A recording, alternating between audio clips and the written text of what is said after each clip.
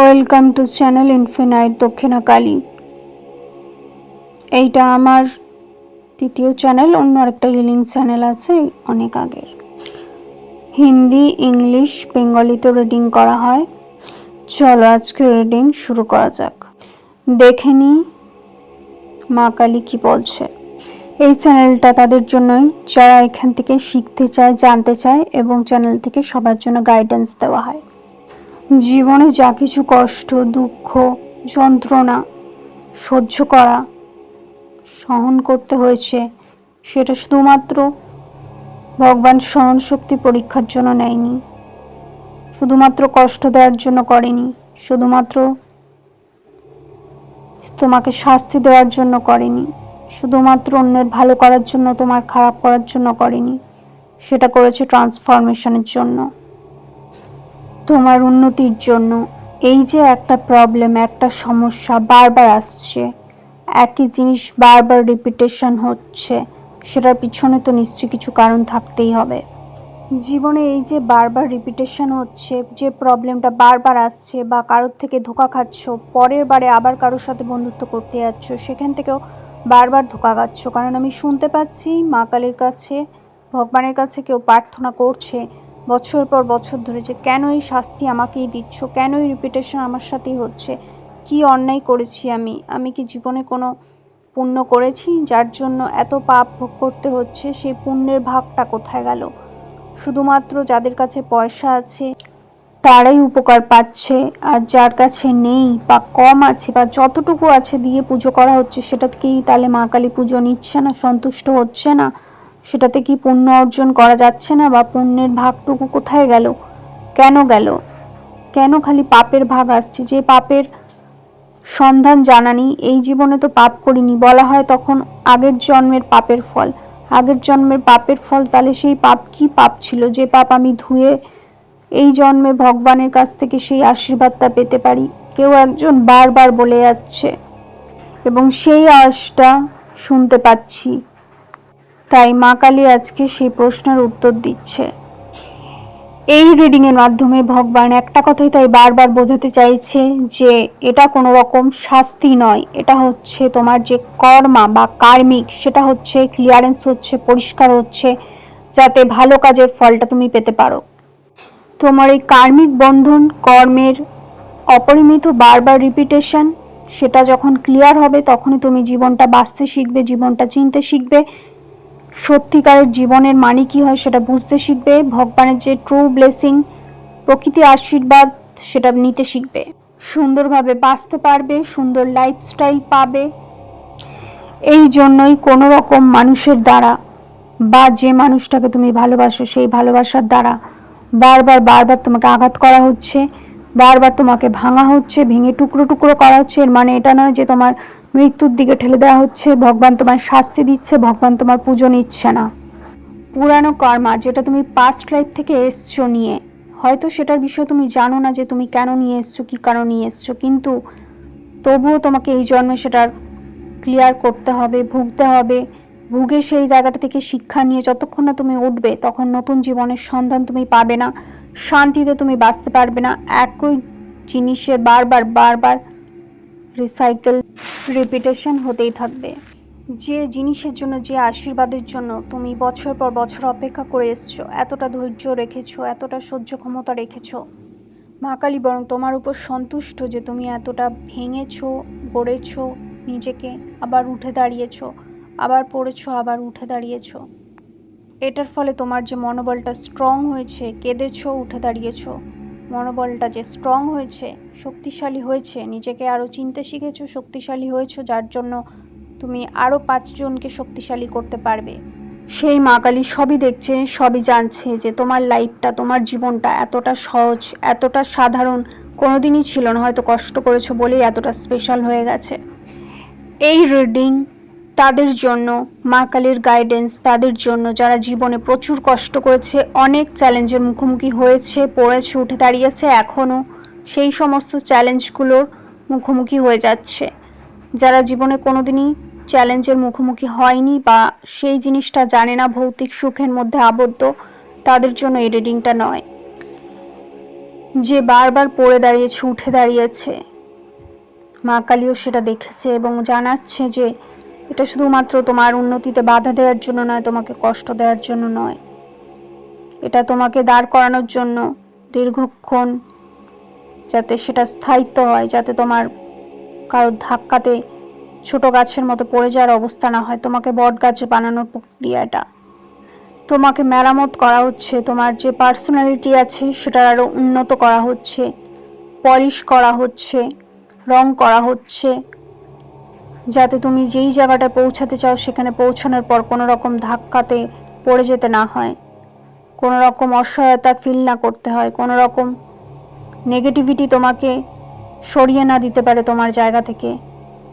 যে জায়গাটা পৌঁছাতে হবে সেটা অনেকটা বড় জায়গা, সেই জায়গাতে পৌঁছানোর পর যাতে সেইখান থেকে সমস্ত বাধা উপেক্ষা করে তুমি নিজের জায়গাতে দাঁড়িয়ে থাকতে পারো। তুমি হয়তো মাকে প্রশ্ন করছো যে কি এমন জিনিস, কি এমন ব্লেসিংস, সেই ব্লেসিংসটা যদি অনেকটা বড় হয় মা এটাই বলবে। তোমাকে আগে নিগুড় সত্য বলে না, নিগুড় সত্যের মুখোমুখি হতে হবে, তোমাকে নিখার যাবে ভিতর থেকে, নিংড়ে নিংড়ে নিংড়ে তোমার যে ভিতরের সমস্ত যন্ত্রণা, নেগেটিভিটি দূর করে যাতে জনকল্যাণের কাজে আসে। তোমার সেই ব্লেসিংস, তোমার সেই ইচ্ছে সমস্তটা পূরণ করার আগে সেই জিনিসটা ধারণ করার ক্ষমতার মতো পাত্র তোমাকে বানাতে হবে, তারপরে তোমাকে সেই জিনিসটা দেওয়া যাবে। তো সেটার জন্য তোমাকে বুঝতে হবে, জানতে হবে, সহ্য ক্ষমতা আরও বাড়াতে হবে, নিজের জায়গায় টিকে থাকতে হবে, যত তাড়াতাড়ি পারো কার্মিক জিনিসগুলো, লেসনগুলো থেকে শিখে যোগ্যনীয় শিক্ষক হয়ে উঠতে হবে। আমরা সবাই জানি হিরে কেমনভাবে তৈরি হয়, তুমিও জানো হিরে কেমনভাবে তৈরি হয়। কয়লা খনি থেকে সেটাকে ওঠানো হয়, পরিষ্কার করা হয় এবং ধাপে ধাপে ধাপে ধাপে সেটার প্রত্যেকটা অংশ কেটে ছেড়ে লাস্টের যে পিওর অংশটা বেরোয় সেটাই হিরে হিসেবে বিবেচিত হয়, যেটাকে বলে নিখার গেয়া হিরে। হিরে তো ডাইরেক্ট পাওয়া যায় না খনি থেকে, পাওয়া গেলে সেটার মূল্য হয়তো এটা তো আর এতটাই হতো না। যে জিনিসটা সহজে পাওয়া যায় সেই জিনিসটার মূল্য কম, যে জিনিসটাকে অন্য একটা জিনিস ধারণ করার মতো বিশেষ কোনো জিনিসের জন্য বানানো হয় সেই জিনিসটারও মূল্য অনেক বেশি, সেই জিনিসটাকে কষ্ট দিয়ে, ধৈর্য দিয়ে অনেক বেশি শক্তিশালী বানানো হয়। তাই জন্য মা কালীর উপর বিশ্বাস হারলে চলবে না, বিশ্বাস হারিয়ে যেতেই পারে। বারবার যখন ঝড় আসে, বছর পর বছর ধাক্কা আসে, এত বিপদ একটার পর একটা, সেখান থেকে উঠে দাঁড়িয়ে রাস্তা কম কঠিন ছিল না, এতটাও সহজ ছিল না। মা কালী সবটাই দেখছে, নেগেটিভিটি বারবার বিশ্বাস ভাঙার চেষ্টা করছে, করে যাবে, কিন্তু ভগবানের উপর সেই ভরসাটা রেখে গেছো, রেখে যেতে হবে, নিজের কাজটা করে যেতে হবে। যতই বাধা আসুক, যতই বিপত্তি আসুক, বাকিটা ভগবানের উপর ছেড়ে দিতে হবে। তোমার হয়তো মনে প্রশ্ন চলছে, আমি কি কোনো তান্ত্রিক ছিলাম, খারাপ কিছু করেছিলাম, মা কালীর কোনো উপাসক ছিলাম যার জন্য এত স্বপ্ন আসছে বা এত মা কালীর পরীক্ষা চলছে, মা কালীর উপর ভরসা রাখা সত্ত্বেও সে এতটা কষ্ট দিচ্ছে? না বৎস, সেটার কারণ নিশ্চয়ই আছে। হয়তো তুমি কোনো রকমভাবে ট্রান্সফর্ম হতে চাইছিলে না, কিন্তু ভগবানের দরকার তোমাকে, তাই জন্য তোমাকে বারবার ভেঙে ছুঁড়ে ট্রান্সফরমেশনে তৈরি করছে, পরিণত করছে। সেই জন্য বলে না, ফ্লো যেরকম আসছে সেরকমভাবে তোমায় যেতে হবে, ফ্লোয়ের উল্টো দিকে গেলেও হবে না, ফ্লোয়ের মধ্যে কেন ভেসে যাচ্ছি, কেন আমায় ভাসিয়ে নিচ্ছ সেটা বললেও চলবে না। ভগবানের উপর ভরসা রাখতে হবে, নিজের যা কিছু আছে ম্যানিফেস্ট করে সেটাকে আরও বেশি অ্যাট্রাক্ট করে ভগবানের নাম নিয়ে, এটা নয় যে সেটার উপর বিশ্বাস ভেঙে গেল, ভগবানের উপর বিশ্বাস ভেঙে গেল, ভগবান তৈরি করছে সেই সময় যদি তুমি সবটা হারিয়ে ফেলো, আবার প্রথম থেকে ভগবান তৈরি করবে। তাই জন্য বৎস, মা কালী এটাই জানাচ্ছে, তার উপর ভরসা রেখে সেটার পরিকল্পনায় বাধা না দিয়ে বা কেন হচ্ছে, কী কারণ হচ্ছে বারবার প্রশ্ন না করে নিজের কাজের প্রতি ধ্যান দিতে হবে, নিজের যে উন্নতি আছে সেটার প্রতি নজর দিতে হবে, ভগবানের কাজ পরিকল্পনা সেটার উপর বিশ্বাস রাখতে হবে। বৎস, তোমার যদি মন নরম হয়, দিল সাফ হয় এবং সেটার জন্য তুমি বারবার আঘাত খাচ্ছ আর ভগবানকে কেঁদে কেঁদে প্রশ্ন করছো বা সেন্সিটিভ হয়ে যাচ্ছ, বারবার ভাবছো এটা কি তাহলে তোমার ভুল, এটা কি তোমার দোষ, তোমার কি এই ভালো গুণগুলো যেটা অসহায় বানিয়ে দিচ্ছে সবাই বা নেগেটিভ কিছু জন বা নেগেটিভিটি, সেটা কি তাহলে খারাপ, তুমি কি খারাপ? একদমই নয়। এগুলো তোমার পজিটিভিটি, পজিটিভনেস, সেটাতে হয়তো সময় লাগবে জানতে, বুঝতে। সেটার জন্য ভগবানকেও সময় দিতে হবে। কেউ খারাপ কথা বললেও তুমি তার উপর রাগ করে থাকতে পারছো না, উপরন্তু তার মধ্যেও ভালো খুঁজে পাচ্ছ, তার প্রতি দয়াশীল মায়াশীল হচ্ছ, আর ভাবছো আমি কি তাহলে বোকা, আমি কি তাহলে খারাপ, কেন এত শাস্তি পাচ্ছি। না, একদমই নয়। এগুলো তোমার কোনো খারাপ গুণ নয়, তুমি কোনো খারাপ মানুষ নও, বা তুমি সাইকোলজিক্যালি ডিফেক্টিভ মানুষও নও, বা যেটা পাগল বলে সেটাও নয়। যারা বলছে তাদের উপর মা রাগ করছে, সেটার ফল তারা পাবেই, আজ না হয় কাল।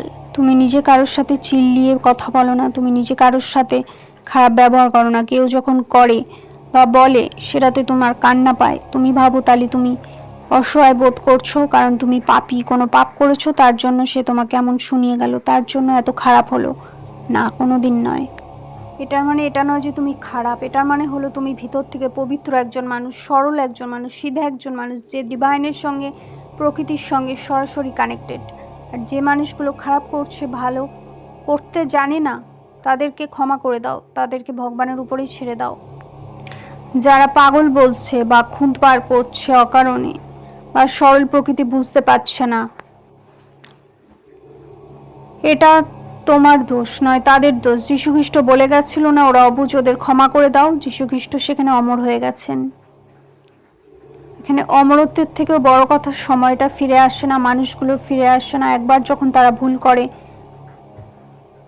উপরে চলে যাওয়ার সময়, শেষ সময় তারা ভুলটা স্বীকার করে যায়, কিন্তু ততক্ষণে অনেকটা দেরি হয়ে যায়, অনেকগুলো মানুষকে তারা কষ্ট দিয়ে ফেলে, এবং মা কালীর আশীর্বাদ তাদের উপর কোনোদিনই বর্ষায় না। সুতরাং মা কালীর আশীর্বাদ যে তোমার উপর বর্ষাচ্ছে, সেটার উপর ভরসা রাখতে হবে। Pure soul, divine connected soul অল্পেতেই আঘাত পায়। বাইরের যে এত জটিলতা কুটিলতা তাদের মধ্যে, তারা মানুষ হতে পারে না। সেইটাকে সহ্য ক্ষমতা আনানোর জন্য, অনেক বেশি শক্তিশালী করার জন্য, যেটা খারাপ শক্তিশালী নয়, ভালো পজিটিভিটি শক্তিশালী, যা অন্যান্য মানুষের কল্যাণের কাজে আসবে, সেটার জন্য ভগবান তোমায় তৈরি করছে। মা কালী গাইডেন্স, মা কালীর উপর ভরসা রাখতে হবে। কোনো হয়তো সিনেমা দেখলে তুমি কেঁদে ফেলছো, কোনো মানুষের দুঃখ দেখলে রাস্তায় কেঁদে ফেলছো, ওভার ইমোশনাল বা একদমই ঠিক নয় আরও কুমন্তব্য যারা করছে, তারা এটা জানে না মা কালী তোমাকে মা কালীর মতো তৈরি করতে চাইছে। মা কালীর মধ্যে কিন্তু নম্রতা আছে, ভদ্রতাও আছে, তার সঙ্গে ফায়ার এনার্জি আছে, এবং তোমায় যে ফায়ার এনার্জিটা আনার জন্য মা কালী যে ট্রান্সফরমেশন, রূপান্তরণ করছে, সেটার জন্য অনেকটা বেশি মা কালী তোমার থেকেও, সাধারণ মানুষগুলোর থেকেও বেশি জানে কিভাবে তার বৎসকে, কিভাবে তার মানুষকে, কাছের ভক্তকে তৈরি করতে হবে, বাঁচাতে হবে, আরও 5টা মানুষের কল্যাণের জন্য সেইভাবে রূপান্তরণ করতে হবে, সেটা মা কালী অনেক বেশি জানে। সেই মা কালীর মধ্যে যেমন একটা মমতা স্বরূপ রূপ আছে, তেমনি একটা শিবের অংশও আছে, যেটা নিয়ে টোটালটা মা আদিশক্তি গঠিত হয়। একদিকে সফটনেস, আরেকদিকে ফায়ারি লুক, যেটা বলে একদিকে জল, একদিকে আগুন। এখানে ইয়ান ইং বা ফেমিনাইন এনার্জি, মাস্কুলাইন এনার্জি বলা হচ্ছে। ফেমিনাইন এনার্জি হয়তো তোমার মধ্যে অনেকটা বেশি আছে, ওভার আছে, সেটাকে ব্যালেন্স করার জন্য মাস্কুলাইন এনার্জি দরকার। সেটার জন্য স্বয়ং ডিভাইন, স্বয়ং মা রক্ষাকালী, স্বয়ং মা দক্ষিণাকালী এবং মা আদিপরাশর শক্তি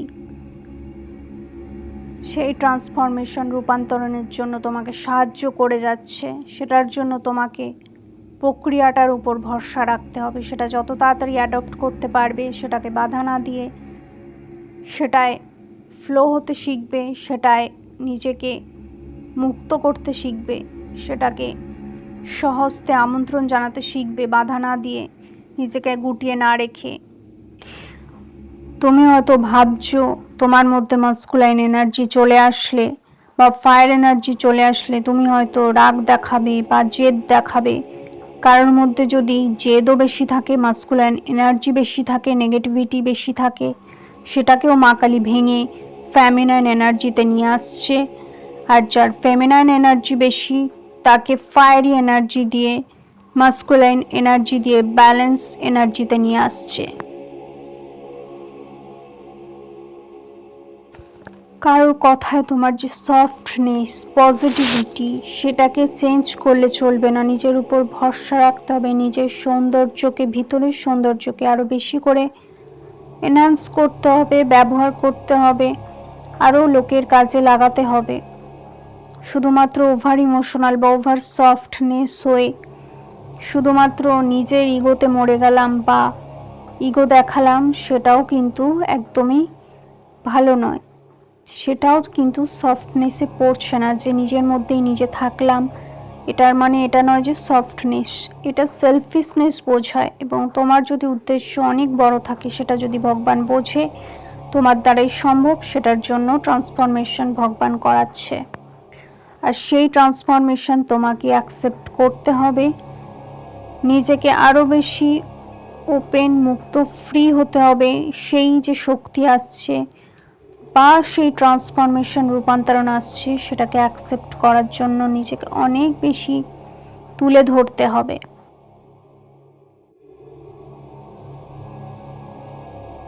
যত বেশি ব্যালেন্সড থাকবে, তত বেশি সুন্দর সুন্দর ডিসিশন, সুন্দর সুন্দর স্টেপ, অনেক বেশি উচ্চতর জায়গায় পৌঁছতে পারবে। ম্যাসকুলিন এবং ফেমিনাইন এনার্জি যত বেশি ব্যালেন্স মোডে থাকবে, তত বেশি স্পিডে উপরে উঠতে পারবে, তত বেশি সেই জায়গায় পৌঁছতে পারবে। এটার মানে এটা নয় যে যাদের already masculine feminine energy balanced আছে তারা তোমার থেকেও আগে উঁচুতে পৌঁছে যাবে, কোনোদিনই সেটা নয়। মা কালী যদি না চায়, ডিভাইন এবং ডেস্টিনি যদি তাদের চুজ না করে, তাহলে সেটা কোনোদিনই হবে না। তোমায় হয়তো চুজ করেছে বলেই তুমি সংসার জীবন সামলে, সমস্ত জিনিসটা সামলে, দুঃখ কষ্ট সহ্য করে উপরে উঠতে যাওয়ার যে রাস্তাটা, সেটা তোমার জন্য ভগবান খুদ বানিয়ে দিচ্ছে। ব্যালেন্সে থাকলে তবেই তুমি বুঝবে কখন শিবা ইউজ করতে হবে, কখন শক্তি ইউজ করতে হবে, বা কখন শিব এবং শক্তিকে ব্যালেন্সের মধ্যে আনতে হবে, কখন দুটোরই প্রয়োজন হবে। শিবার মানে এই নয় যে ফায়ারি এসেন্স, আর শক্তির মানে এটা নয় যে শুধুমাত্র ওয়াটারি এসেন্স বা ইমোশনাল এসেন্স। তোমার ভিতরে কিছু জিনিসের ভয় আছে, কিছু জিনিসের মোকাবিলা করার, বা ওভার ইমোশনাল, যেটা বাইরের লোক স্ট্রেস দেয় তোমাকে, খারাপ বলে, সেটার সম্পর্কে যে ভয় আছে, সেই ভয়টা কাটিয়ে উঠতে সাহায্য করবে এই ব্যালেন্স। ভয়টা যখন কাটিয়ে উঠতে পারবে, তখনই তোমার প্রকৃতির যে সৌন্দর্য, বাস্তবতার সঙ্গে নিজেকে মিলিয়ে চলতে পারবে। এটার মানে এই নয় যে অবাস্তব, হ্যাঁ, অবাস্তব একদমই নয়। এটাকে বলা হচ্ছে স্পেশাল ইমোশনস, যেটা তোমার শক্তি, পাওয়ার, সেটা বোঝার ক্ষমতা সবার নেই, শুধুমাত্র মা কালীর ছাড়া, ডিভাইন ছাড়া। তাই মা কালীর একটাই নির্দেশ, সমস্ত জিনিসকে ধরে থেকে, সমস্ত জিনিসের মধ্যে নিজের ইমোশনসটাকে নষ্ট না করে সেটাকে লেট গো করা শিখতে হবে। সেটাও ব্যালেন্সের মধ্যেই পড়ে। সেই লেট গো করাটা না শেখা পর্যন্ত সব কিছুতে অ্যাটাচমেন্ট রেখে, বা অ্যাটাচমেন্ট রাখাটাও খারাপ জিনিস নয়, কিন্তু ওভার অ্যাটাচমেন্ট যেটা আলটিমেট ব্যালেন্সটাকে নষ্ট করে, ঊর্জাটাকে নষ্ট করে, সেটা শিখতে হবে। সেই জন্যই মা কালীর গাইডেন্স। যদি তুমি ঠিক হও, যদি তুমি তার শত্রু না হও বা শত্রুতা করে তার ক্ষতি করতে চাইছো, সেই রকম না হয়, তাহলে সেই মানুষটা যে তোমার ক্ষতি চাইছে, কিন্তু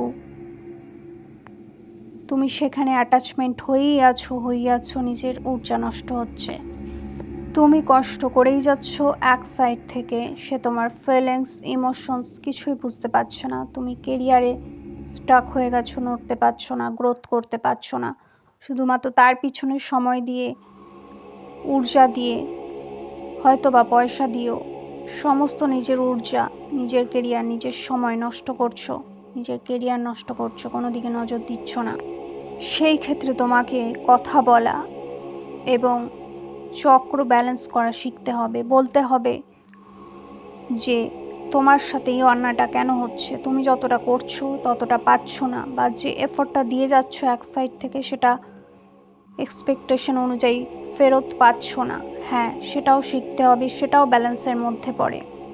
এটা সেলফিশনেসের মধ্যে পড়ে না, প্রতিবাদের মধ্যে পড়ে না, এটা পড়ে প্রকাশ করা, নিজের ভাব ব্যক্ত করা, যেটা ব্যক্ত না করে শুধুমাত্র ভিতরে ভিতরে কষ্ট পেয়ে অন্যের জন্য করে যাওয়া। এটাতেও ব্যালেন্স নষ্ট হয়, এটাতেও শিবশক্তি নষ্ট হয়। মা কালী আসে সেটা তোমায় শেখাতে। মা এটাই বোঝান যে জীবনে কোনো জিনিস তুমি জোর জবরদস্তি চাইতে পারো না, সেটা ভালোবাসা হোক, ওবার ভালোবাসায় থাকাটাও ব্যালেন্স নষ্ট করা বোঝায়। যতই ভালো জিনিস হোক না কেন, হয়তো তুমি ইমোশনস সফটনেস দিয়ে ভালোবাসা দেখাচ্ছ, কিন্তু সেটাও কোনো দিন করা যাবে না। সেটা থেকে তোমায় রুখতে চেষ্টা করছে, তোমায় বাঁচাতে চেষ্টা করছে, তোমায় ধ্বংস করতে চেষ্টা করছে না, তোমাকে আটকাতে চেষ্টা করছে, যাতে তুমি পরবর্তী পদক্ষেপগুলোতে সেই ইমোশনসটা কোথায় কতটা ইউজ করতে হবে, কোথায় কতটা প্রকাশ করতে হবে সেটা বুঝে উঠতে পারো।